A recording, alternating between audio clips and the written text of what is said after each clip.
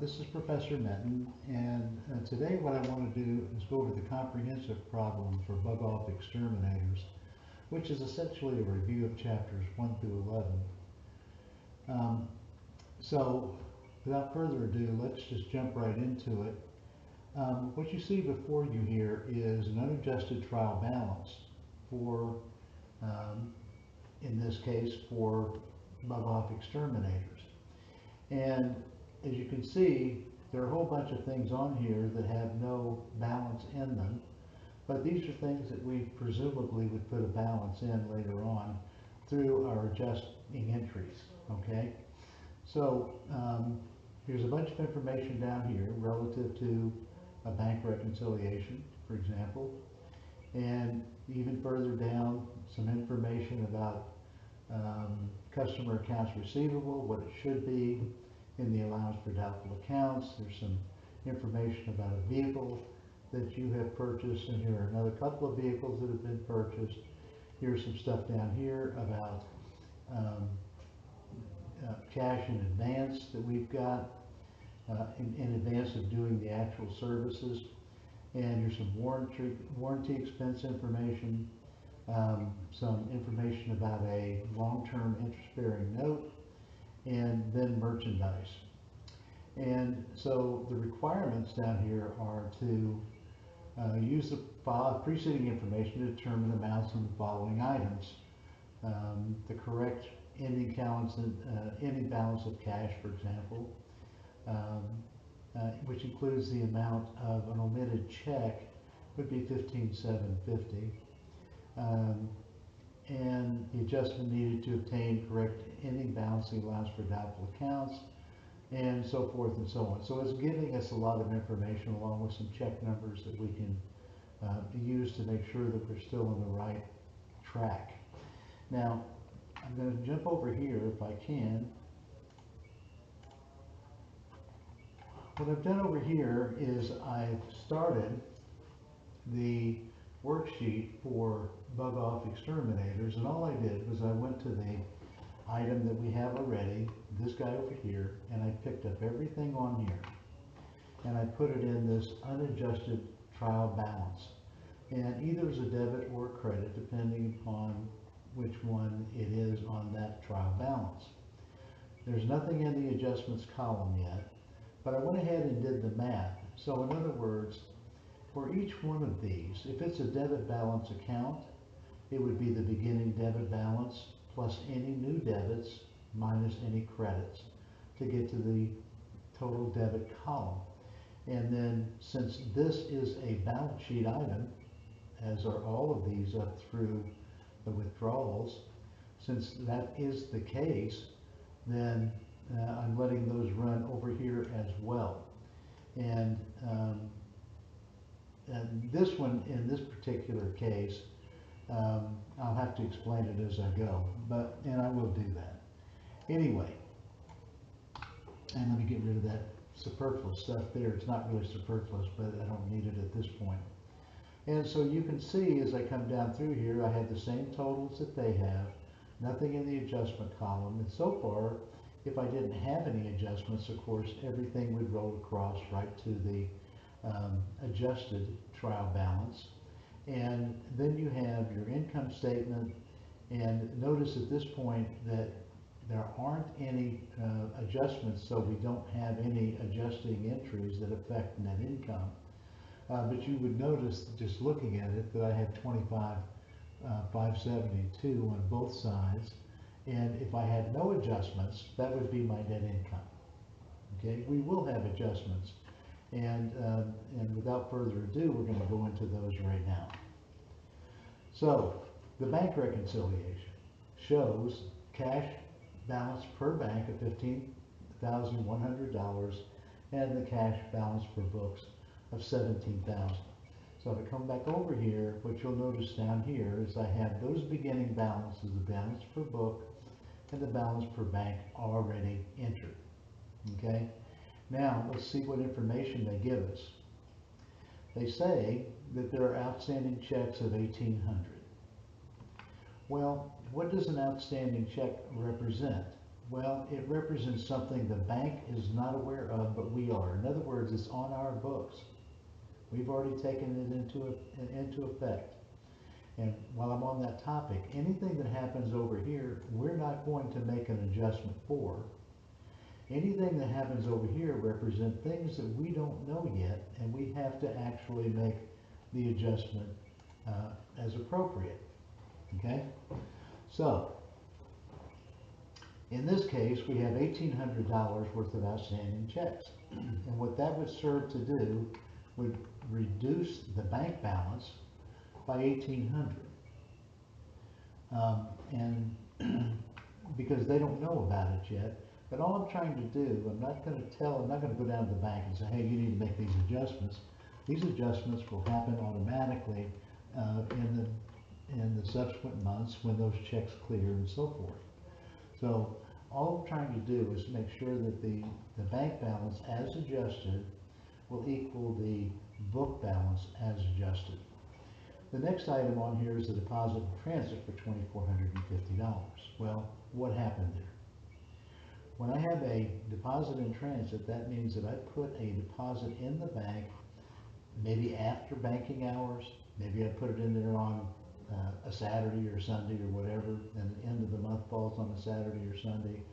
I know about it. The bank doesn't yet know about it, at least on their statement. So I have to add it back.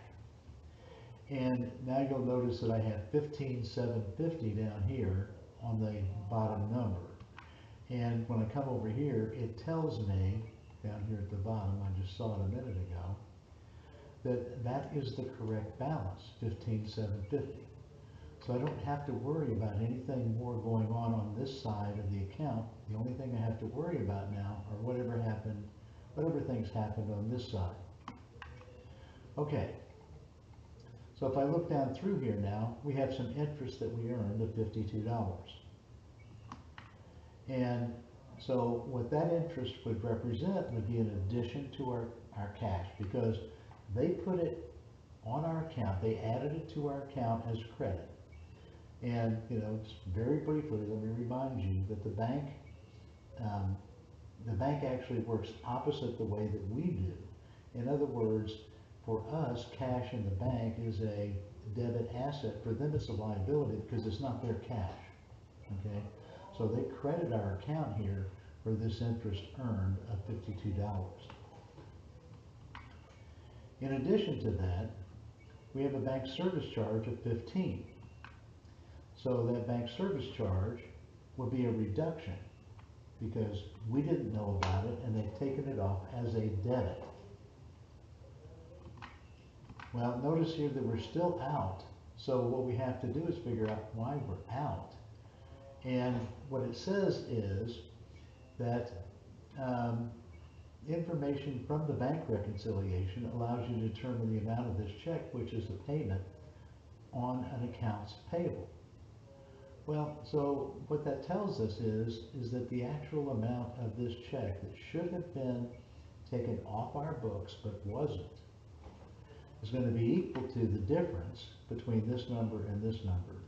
And so if I just come down here and say it's equal to this minus this, then 1287, and I'm just going to get rid of that, 1287 is the amount that has to come off accounts payable.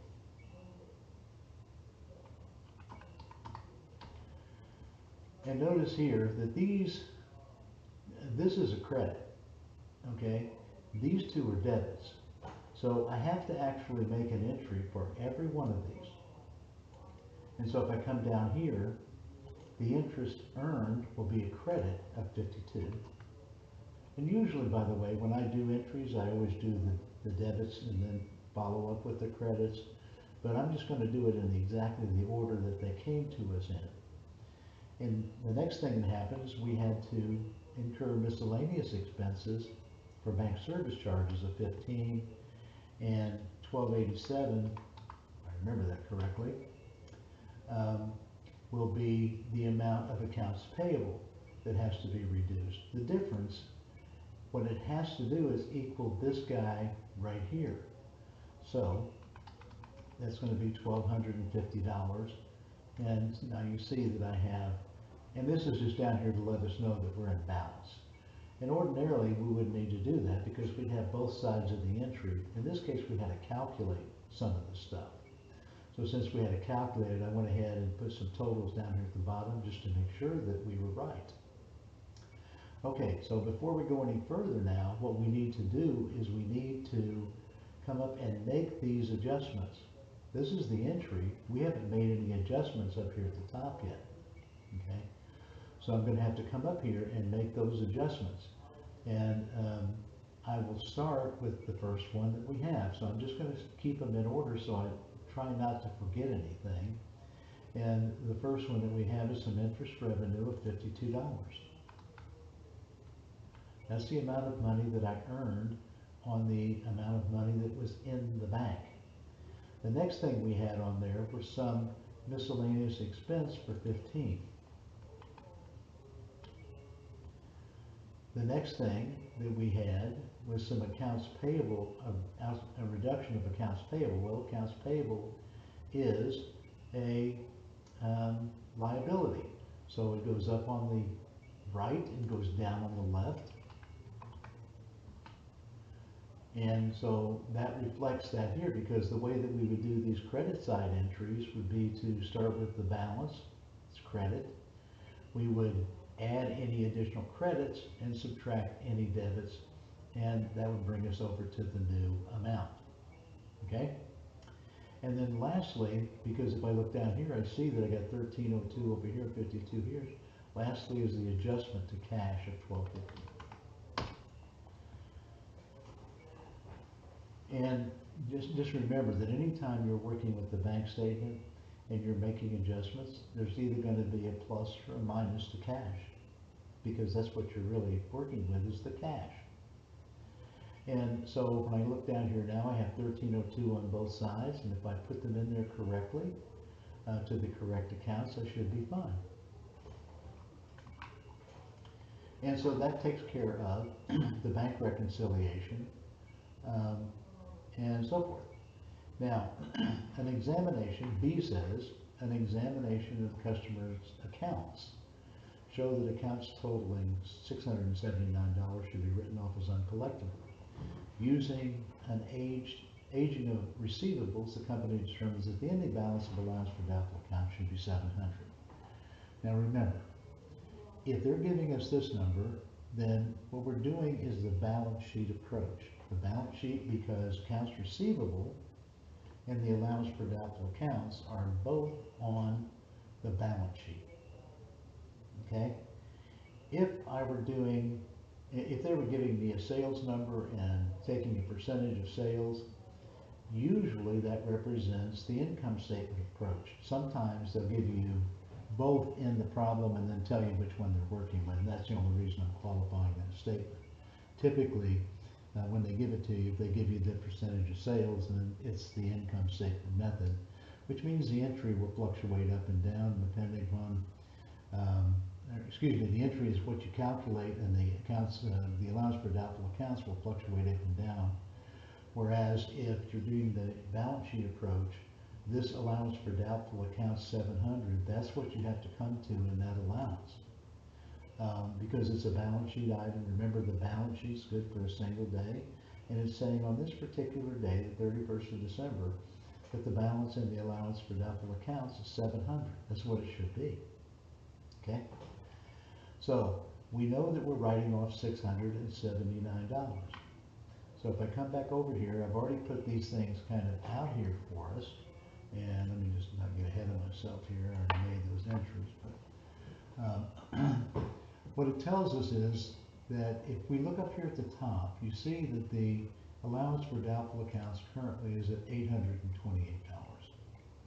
And I've reflected that down here in the T account. What does it have to be? Well, it's going to have to be 700 when we're all said and done. But now, what they also tell us is that we should write off $679. So what I'm going to have is a debit to the allowance, and I'm going to have a credit to accounts receivable. Now, I hope you can see that by doing it this way, reducing the allowance for doubtful accounts, and which is a credit, and credit balance account, and reducing this debit balance account by the same amount, nothing changed on the balance sheet. In other words, what we had before was we had 4,000 minus 828, and at this point we still have that. I mean, this number is going to be lower, and this number is going to be lower after we apply this $679, okay? But nothing actually changed. The total net accounts receivable remains the same. Okay, now the next thing they tell us is that this number here has to be 700.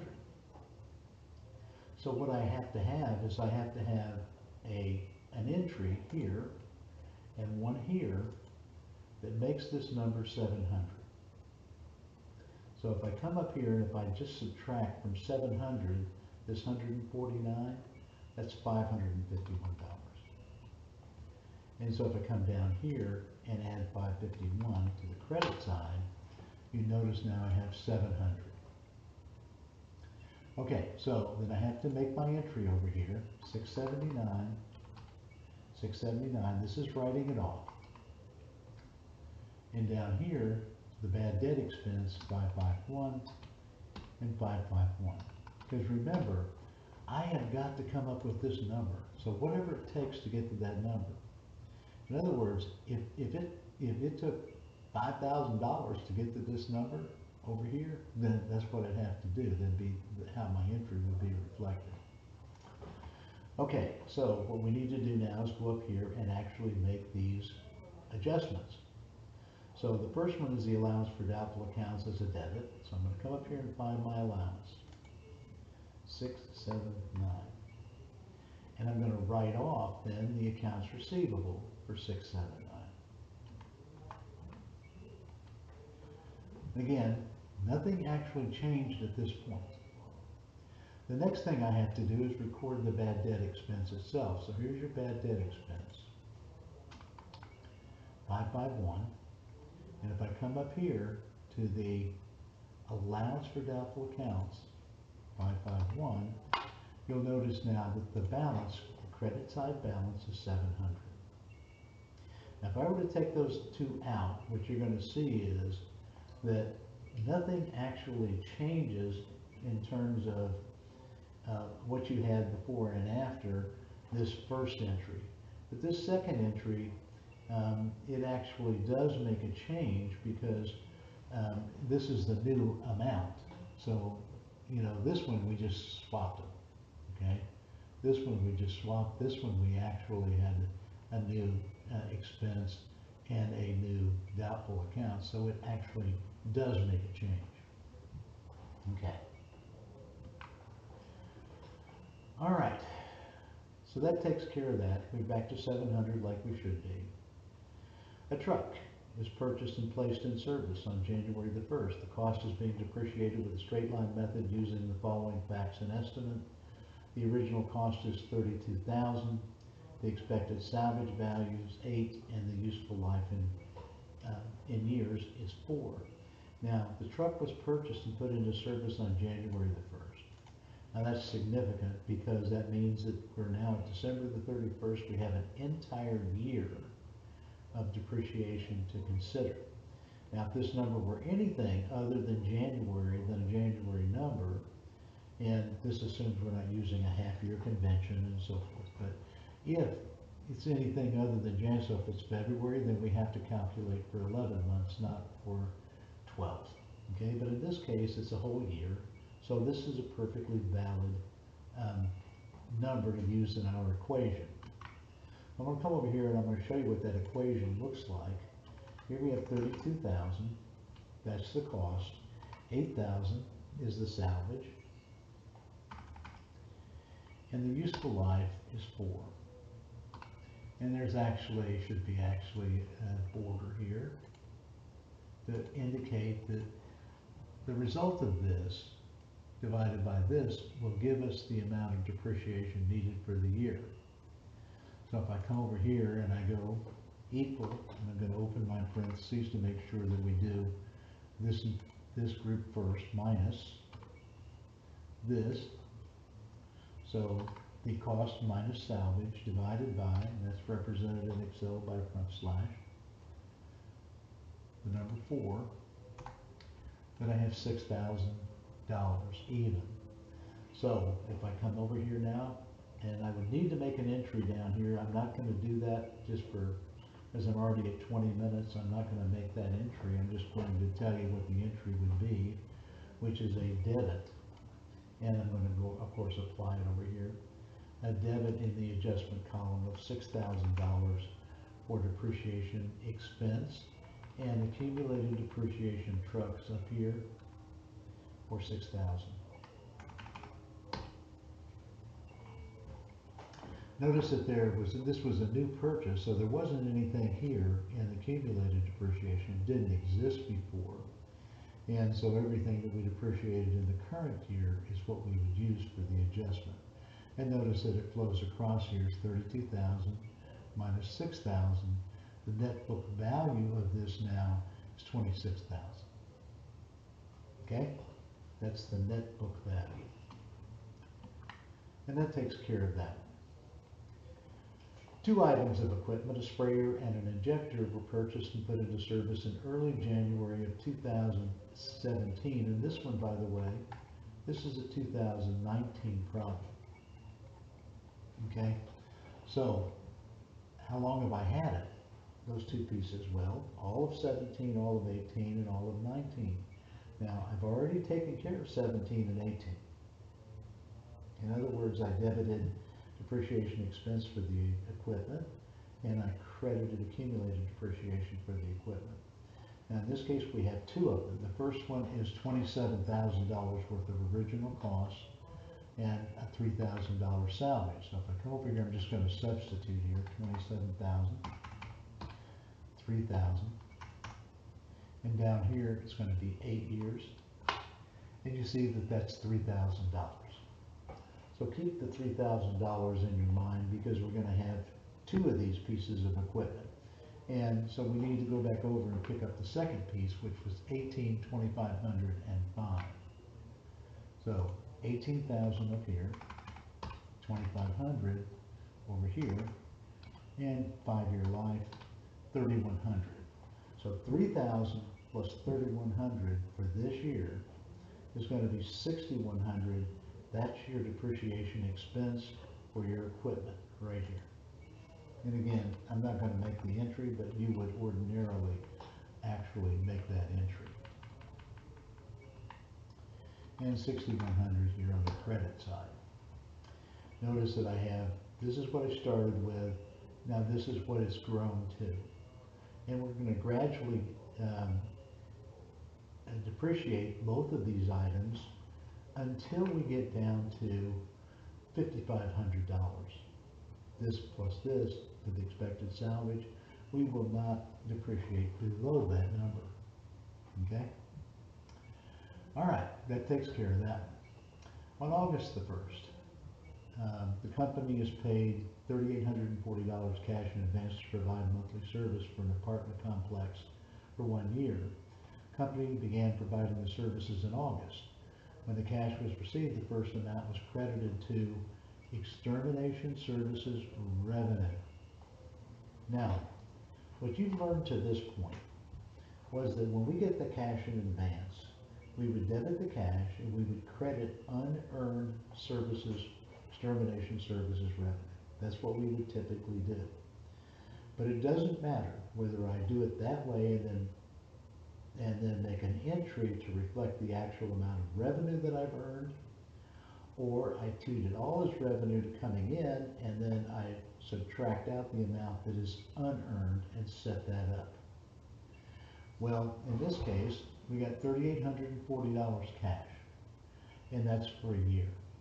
So let's pop over here, and we're going to say equal to 3,840 divided by 12, $320 per month. Now, we have August, September, October, November, December, 5 months. So this is the amount that we have actually earned of that $3,840. So if I say equal this times this, that gives me $1,600. Now, what I have shown so far within this extermination services revenue, you don't see it pop out by itself, but there's $3,840 in here because they charged it all to the revenue to start with. However, we've only earned of that $3,840, $1,600 of it. So if I put the $3,840 up here and subtract the two, equal this minus this, I have to take out of the revenue account $2,240 and put it into the liability account, which would be unearned services revenue right here. Okay, so I'm going to credit this and I'm going to debit my extermination services revenue, in this case for $2,240.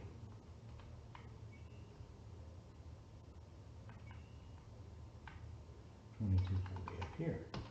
Okay, so now you see that I have $2,240 in the liability down here, and I have reduced my extermination services revenue to $57,760. Okay, now here's where you, if you didn't know that, this is where you get told that anyway. The company offers a warranty for the services it sells. The expected cost of providing warranty service is 2.5% of all of the extermination services revenue of $57,760. So what that told you was that if you did it correctly, you'd come up with $57,760, which is what we did. No warranty expense has been recorded for 2019. All costs of servicing warranties in 2019 were properly debited to the estimated warranty liability account. So what we have to do is actually do the entry to reflect 2.5% of this number. So equal,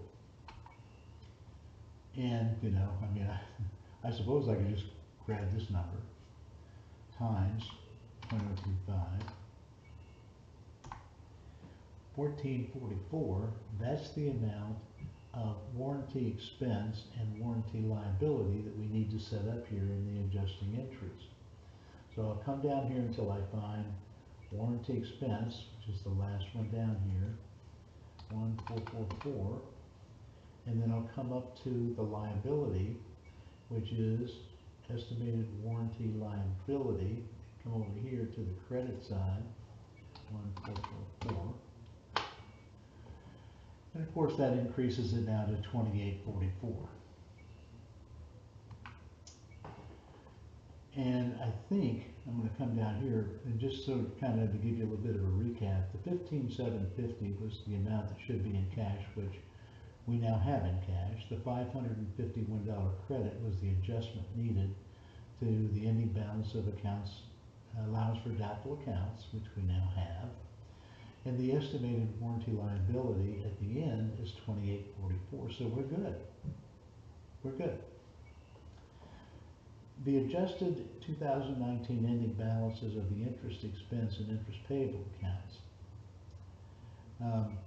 And so interest expense and interest payable, what they're talking about here is this guy. Now, here's what it says. A $15,000 long-term note, 8%, 5-year, interest-bearing, interest payable annually on December the 31st. The note was signed with First National Bank on December the 31st of 2019. That means that they just got the note. There is no interest to be recorded, nor is there any interest payable.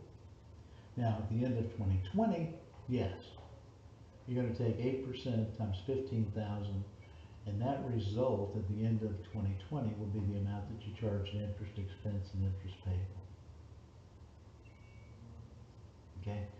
Even then, I think an argument could be made that you treat it as interest expense and cash because it happens on December the 31st of 2020. So if you may not have to accrue for it. Now, why they did it like this, I have no idea. It would have been much better if they had the $15,000 long-term note being signed on, say, July the 1st or something like that, so you'd actually have to make a calculation. If you did have to make that calculation, of course, what you would be looking at, just to make it simple, would be 15,000 times 4% because it's a half a year. Okay. If you had the situation of July the 1st, you don't. Okay. So that would not be something that you would have to calculate. It'd be $400 if you did in that situation. But since it was December the 31st that the note was signed on, there's no entry to be made. The ending inventory of merchandise is counted and determined to have a cost of $11,700. Bug Off uses the perpetual inventory system. Well, if I come back up here and I look at my merchandise inventory, it's 11.7. No adjustment is needed. Now, if we needed to make an adjustment, and I really think your authors, I don't know whether they just got tired or what, but they probably should have given you some change that you had to record. And if the merchandise inventory was more, then you would debit merchandise inventory and credit down here your cost of goods sold. If it was less, you would debit the cost of goods sold and credit the merchandise inventory, but since the number is exactly the same as they said it would be, there's nothing to do there. Again, I'm just not sure that that was a smart way for them to do it. They may have gotten, like I said, they probably got tired. And of course, this is the first thing we did. Adjusted trial balance totals are 238,207. And so if I look over here, I see that now, based upon the entries that we made, 238,207 is the correct number. And again, all I did was I took each one of these items and I said, if it's a debit balance account, then take the beginning balance plus any new debits minus any credits to get to this number. Since this one happens to be a balance sheet account, I said bring it right over to the balance sheet. Down here, these are all income statement accounts. So they came over directly to the income statement. And this is just the way that you would set up this worksheet so that everything flows from one side to the other without any kind of issue. And this is just kind of superfluous at this point. And let me get no border here. That'll get rid of that. Okay. Back over here. So we know that we have the adjusted trial balance total correct. Prepare journal entries to record the adjustments. We already did that. Okay. It says now, assume Bug Off's adjusted balance of merchandise inventory matches the year-end physical count. Again, when you assume that, then you don't have to make any entry for it. Prepare a single-step income statement, statement of owner's equity, cash withdrawals for $10,000, and a classified balance sheet. And they tell us that net income is $92,774 and total assets $82,771. Well, here's your $92,774. So that means that we've done everything correctly. Now the question is, do we have our assets correct? Well, our total assets will be equal to the sum of all of these, because these are your assets, minus the sum of all of these.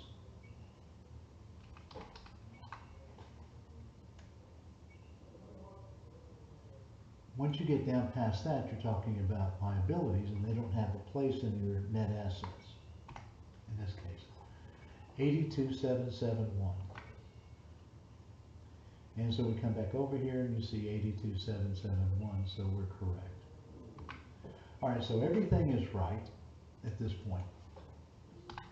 And now, in order for us to do the income statement and the balance sheet and the statement of equity,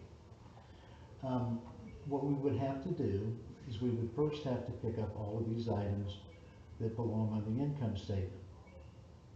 Okay? And fortunately, the way that we could do that, to just make it simple, and of course you would have to have a heading, you know, your heading, I'll just put a heading up here of, I don't know, 3 columns, and you'd have bug off, exterminators, I need to put that all in caps, I guess.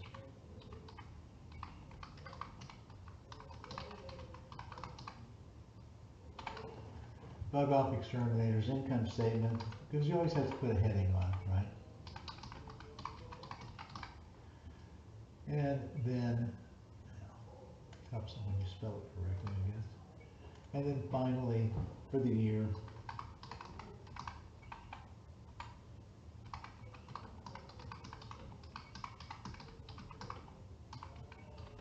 in this case, 2019. Now, I'm just going to come down through here. I'm going to leave these 2 columns, one for the income side, one for the expense side. And I'm going to merge and center, left justify it, and then come down and just drag it down through a few items. I think maybe that's probably enough. And then I'll start out with the revenue side, and it's going to be equal to, because I can pick up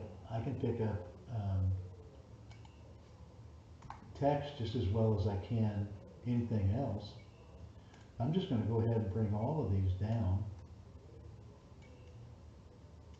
through warranty expense, and then I'm going to come over here and I'm going to pick up the actual amounts. So this one, and then I can drag it down through the next 2.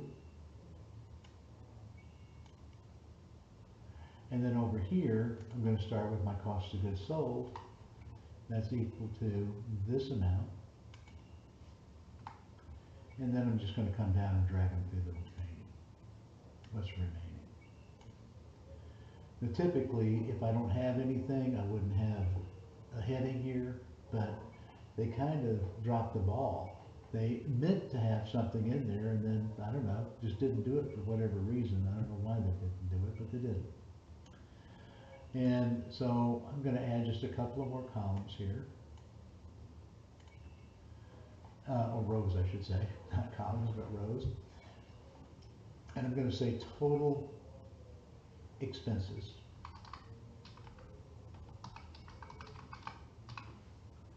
And then the total expenses, I'm just going to bring over here, and it's going to be equal to the sum of all of the expenses here.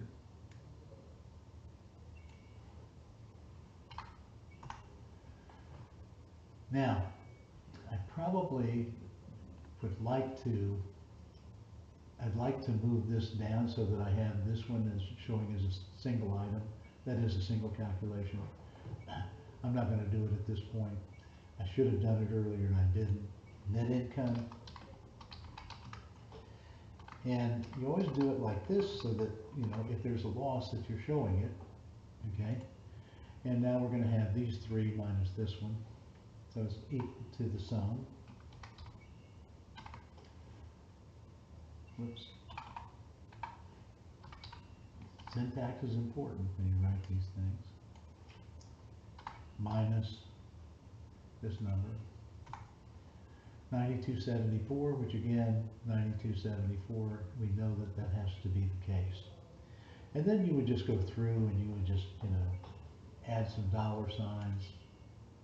Since these are all whole numbers, there's no reason to. And by the way, you could, whoops, you don't want to do that. You want to, you could hold your control key down, and every time you have one of these, just do the same thing with it. Whoops, wrong way. And this one, of course, dollar signs. And now what we have is we have this one is going to be a top border and a double bottom underline to reflect the fact that we have a net income total. All right. See if I can grab these three here. Control C. And I'm going to come down here, Control V. And now I'm just going to change this to the statement of owner's equity. And all we're doing here is we're trying to reflect what's going on with the change, if you will, in equity. Okay, so for the change in equity, we're going to start out with beginning capital. And so that's going to be,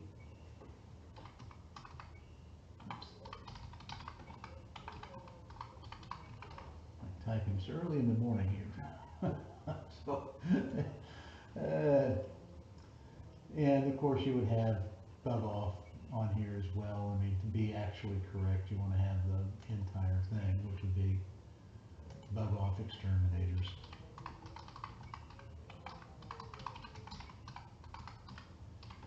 Keep trying to keep the overhead of this thing down. And the beginning capital was equal to, I can just say that, equal. I come up here and I find the beginning capital, which was right here.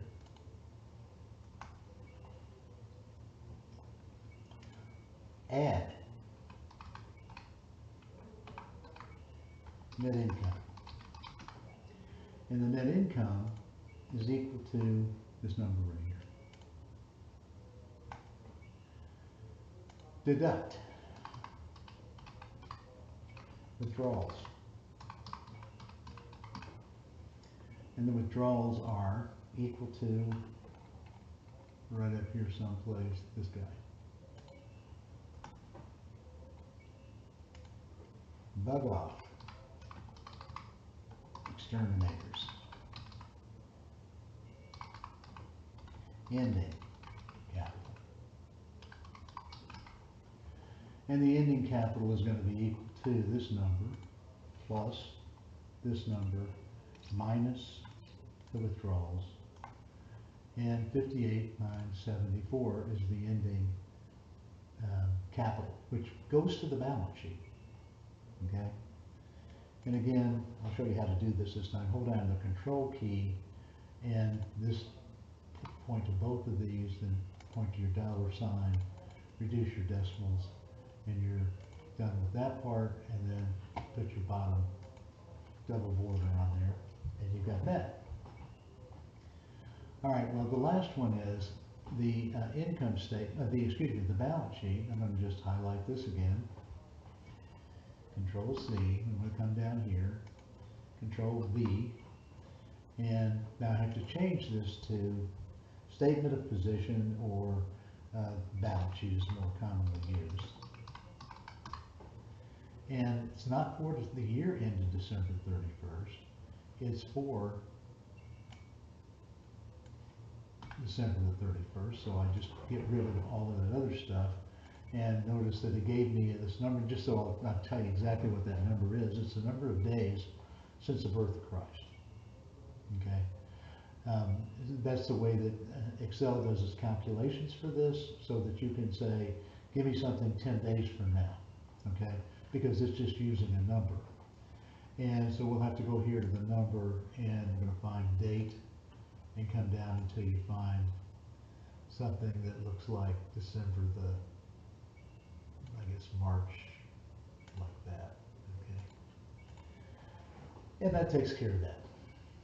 Do the same thing here. We're going to just make a few, come over here, origin center, left justify, and I'm going to come down through here and just make a few. And I'm going to start with the assets.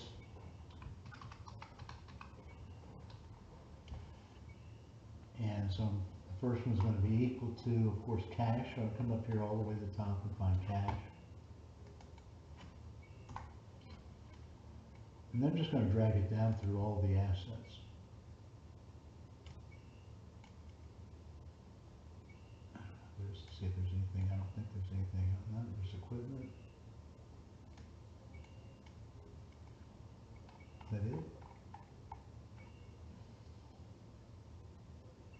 Yeah.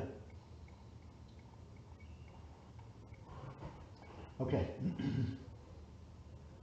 So what I'm going to do now is I'm going to come over here and I'm going to say that this is equal to, and I'm going to come up to the top again, and I'm going to point to this number, and I'm going to drag it down through all the others. And notice that none of the credits appear here, okay? And so I'm going to let the credits sit over here as reductions. So this one's equal to, I'll come up here to the top until I find my first credit, this guy. And then I can just come down, I think, should be able to just drag this down, and I'll get the numbers that I'm looking for. Total assets. And the total assets is going to be equal to the sum of all of your debit entries, all your debit balance accounts, minus the sum of all your credits. Or 82,771, if you remember, that's what we had before when we had to make the calculation to make sure we were correct. Now there are quite a few of these liabilities here, so I'm just going to drag this down a little bit more.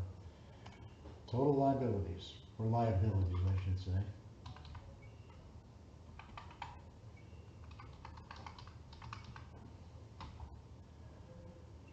And on the liability side, you shouldn't see any, whoops, let me go back up here. I think these are all going to be credits from the accounts payable on down. I don't think that you're going to see anything that's not. So we have to stop though at long-term payables. Okay? So let's come up here and grab accounts payable. Keep forgetting I'm on the same sheet here. Equal. And then come up and grab the actual account title. And I'm just going to drag those down again. And I think that's it.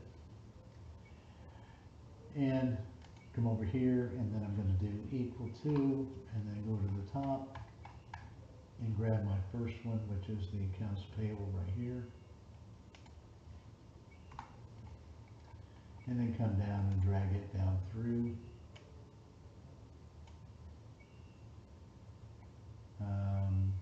Let me just make sure I got them all. I think that's correct. Yeah, that's good. Okay. So now we have total liabilities.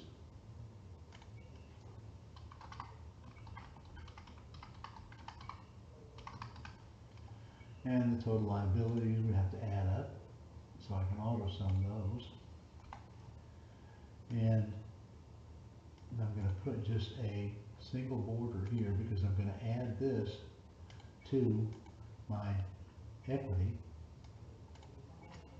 Bug off. Capital. Now I don't need to put a number on there because we know that it's coming from the ending capital, which is equal to, I'll have to just come up here and grab this number. And then total liabilities and capital. And so that's going to be equal to this number plus this number, 82,771. You see that we're in agreement here. And that's the great thing about accounting. When you start looking down through it, if you notice again, this number for the income statement flows into the statement of owner's equity. The ending capital then flows into the balance sheet.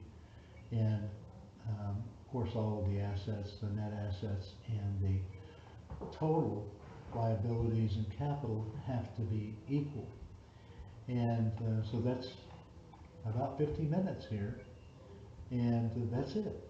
That takes care of this this particular problem, and you know, it behooves you to take a look at it, and because it serves as a nice review, And remember that anything that I want to test relative to the first 11 chapters, because this is just an extension of the first 11, would be fair game as well. So